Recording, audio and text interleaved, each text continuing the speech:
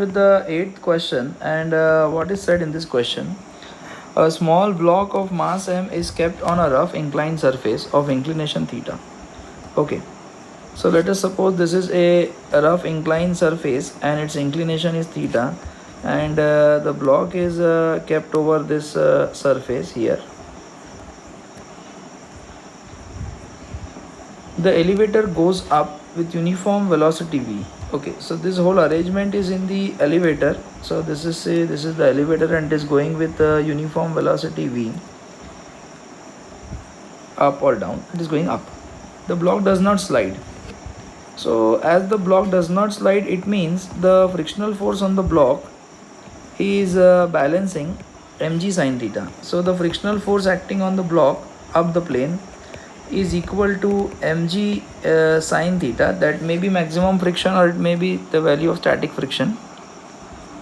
The work done by the frictional force on the block in time t.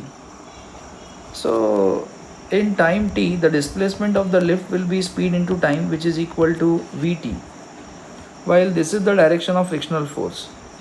As work done by the force is given by fs cos theta, here the frictional force is mg sine theta and the displacement is vt, while cos theta, that is theta is angle between force and displacement. As the displacement is taking in this direction, I have to resolve the friction into two parts. So let's resolve friction into two parts. One along the displacement and other perpendicular displacement. If this is theta, then this will be frictional F cos theta and this will be frictional F sin theta. So here instead of cos theta, I have to write frictional force as sin theta. Okay, or angle between force and displacement is 90 minus theta. So here cos 90 minus theta will be sin theta for this thing, sin theta.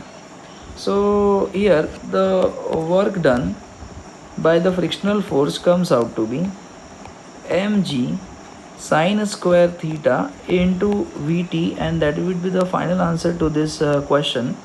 So mg sin square theta is present in the C bit. So C is the correct option to answer to this question. Thank you.